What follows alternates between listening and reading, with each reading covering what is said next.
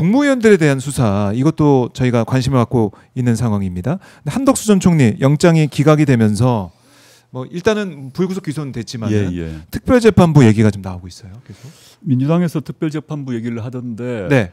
특별재판부는 정말 이제 예외적인 것이거든요. 근데 한덕수 전 총리에 대해서 영장이 기각되었기 때문에 국민적 분노가 일어났지 않습니까? 네. 그래서 특별재판부를 통해서 문제를 해결하시려고 하는 것 같은데 아주 단기적으로는 검토할 만합니다만은 이거는 이제 예외 상황이기 때문에 좀 조심해야 된다. 가능하면 현재 사법제도 안에서 하는 것이 맞다고 보고 네. 만약에 향후에도 이제 사법부가 내란 관련 그 국무위원 등 주요 인물들에 대해서 느슨한 태도, 온정적 태도를 취한다면 그러면 그때 한번 검토를 해봐야 된다 봅니다. 근데 사실 쥐기현 판사 때 우리가 정말 놀랐고 경악을 했죠. 했고 조희대 대법원장의 모습에도 이거 뭐야? 사법부 믿을 수 있어 이런 생각을 했는데 이번에 한덕수까지 또 이렇게 영장 기각이 되다 보니까 특별재판부 이거 꼭 필요하다 지금은 이런 목소리가 커지는 것 같아요. 저 문제의식은 동의를 하는데요. 그걸 함부로 접근을 하게 되면 오히려 다른 역풍이 발생할 수 있기 때문에 저는 일단 차분히 최후의 카드로 특별재판부를 쥐고 있어야 된다고 보고요. 일단 지금 현재 그 특검이 수사를 더 철저하게 해서 영장을 발부받는 노력을 더 하는 것이 먼저고 특별재판부는 좀 최후의 카드로 가지고 있어야 된다 이런 생각을 하고 있습니다. 알겠습니다. 조국 원장의 생각. 조희대 대법원장의 그 판결 저는 사실 분노를 했거든요. 그래서 그 안에서 메시지도 보냈습니다만은 명백한 대선 개입입니다. 말도 안 되는 이건데 사법개혁이 필요하다고 봅니다. 그래서 사법개혁도 지금 이제 검찰개혁과 방송개혁이 진행되고 있지 않습니까? 시기는 뭐 추석 이후일 것 같은데 사법개혁 얘기도 반드시 해야 되고 사법개혁이 진행되어 나가면 그것이 완성되면 사법개혁의 틀이 완성되면 아마 사법부도 바뀔 수밖에 없다고 생각하고 있어서 사법개혁을 동시에 진행하고 특검이 더욱더 수사를 철저하게 하고 특별재판부는 최후의 카드로 가지고 있는 이런 모습이 좋지 않을까 생각하고 있습니다. 네. 그렇다면 사법개혁 방안 중에 제일 중요하게 보시는 게 어떤 게 있는지 이것도 좀 궁금하네요.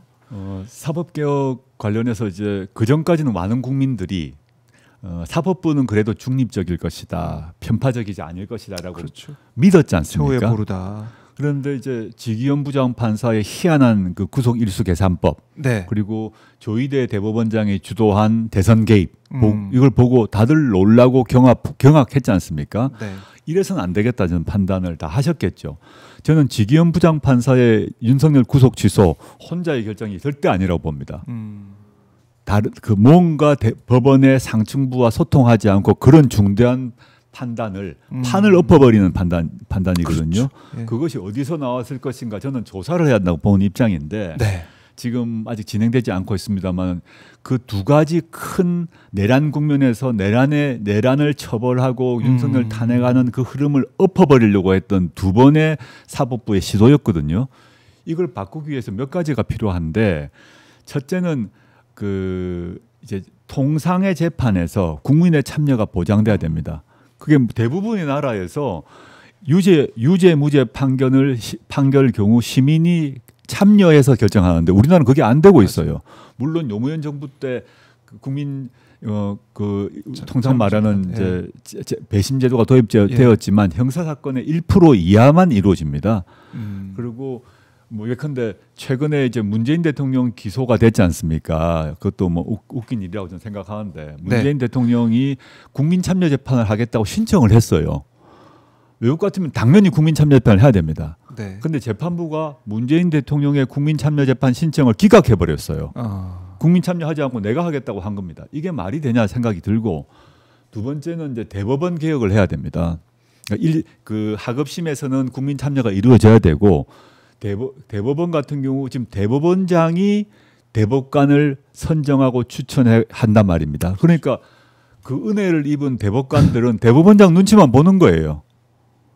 앞으로 자기가 후보가 되어서 대법관이 되고 싶은 사람, 이미 대법관이 된 사람 모두 현 대법원장 눈치를 보죠. 이건 잘못됐다고 봅니다. 과거 우리나라 역사에서도 그 초기 우리 재헌헌법 초기에는 대법원장을 그렇게 대법관들을 그렇게 뽑지 않았습니다. 그래서 한번 다시 논의를 해야 된다고 생각합니다. 그건 좀 더 깊은 논의가 필요한데 네. 이런 현재와 같은 대법관 충원 방식은 잘못됐다고 보고 외국의 경험 또 우리나라 초기에 그 경험을 그 종합해서 사법 방식의 대법관 충원이 이루어져야 한다라고 생각합니다. 알겠습니다. 사법 개혁 이번에 필요성을 우리가 절감하고 있습니다. 그렇기 때문에 꼭 이루어질 거라고 생각을 또 해보도록 하고 나오셔서 이제 보름 좀 넘었는데 요즘 이제 생활 패턴, 생활 습관 이런 게 좀 적응이 되십니까? 아니면은 여전히 또 비슷하십니까?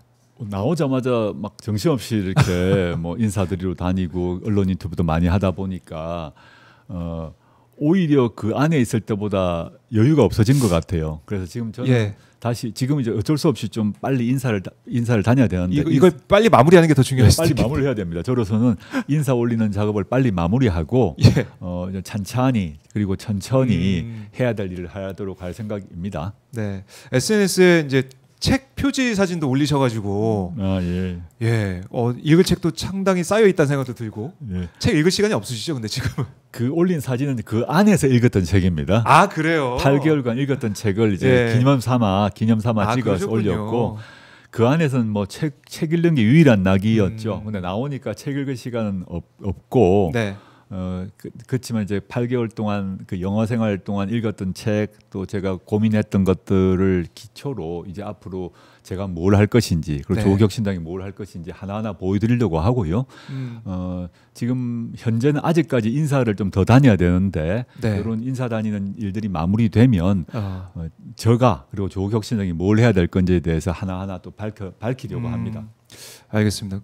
건강 관리는 또 어떻게 하나 이런 생각하시는 또 분들도 계실 것 같은데 이거 한번 좀 말씀 좀 해주세요. 안에 계실 때는 또 오히려 운동 열심히 하실 때 제가 들었는데 그 안에 있을 때는 뭐 스쿼트 100개씩 꼬박꼬박 하고 100개씩. 열심히 했어요. 왜냐면 운동을 안 하면 몸이 이렇게 물렁물렁해지고 하니까 했는데 나오니까 오히려 운동할 시간이 없어서 제가 아까 말씀드린 것처럼 이제 전국에 인사드릴 분 인사하고 나면 저도 제 생활 패턴을 다시 이제 정립해서 운동도 하고 이렇게 할 생각입니다. 네, 스쿼트도 또 계속.